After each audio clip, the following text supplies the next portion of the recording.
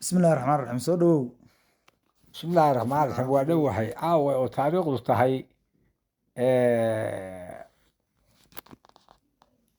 labiyo tobankii bishii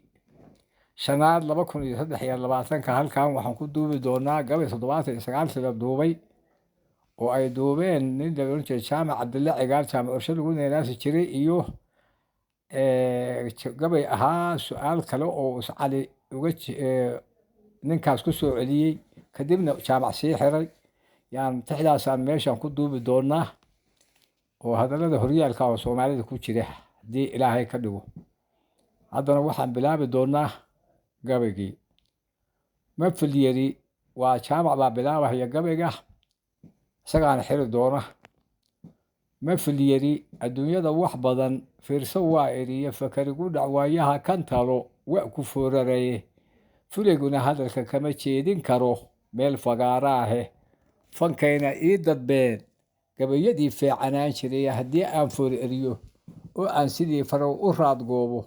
fahmadayda kama keeni karo macalgad foodeedi fanaka cawdi sanadaani wa faalla gooni yahe foolka isku soo jeeda iyo filinka ii muuqda quraanjada isfeedhiyo dafada midooba geed fuushay faraacida hore u soo kacday oo dirirka food saarnay fufka cawsha daaqaysa iyo farowga gaadaya fiidmeerta baaleyda kale fahantay xaalkooda iyo ururka meeshii uu fadhiyey dib uga sii faagtay carbal maanta meesha ay fadhido fura ninka u keena baa jaamac cabdille cigaal yiri oo jaamac ursha lagu neenaasi jiray cali jaamac duule yaa u jawaabay oo gabagii soo galay calina wuxuu yidhi jaamacow fartiintii aad didhay oo aad firir u sii dhiibtay amaad cali afyare feeni tiri faahim baa tahay oo fagaaraha ninkii ka cabsada iyo filayga loo diiday fufkan cawsha daaqaysa iyo farowgan gaadaya fiidmeertan baaleyda kale fahantay xaalkooda iyo ururka meeshan uu fadhiyey dib uga sii faagtay fasalkaas la yaab kale ninkii dhab uga faallooda fidno u doontay weeye haddii falagla heehaabo feermee dabiin inaad ka tahay waa la furayaa baa cali jaamac duulana yidhi cali dhagfiin waxaa ku soo noqday ninkii hadda warqadda loola yimid oo feermee la yidhi oo jaamac cabdille cigaal aha ursha lagu neynaaso markaa dambena wuxuu yidhi jaamac haddii gabaygu faa'iido dhaloo laguna fawsaayo firin iyo afyare tiriye iyo faarax iyo nuure nafuhu markay kale firdhoonoo figna laga waayey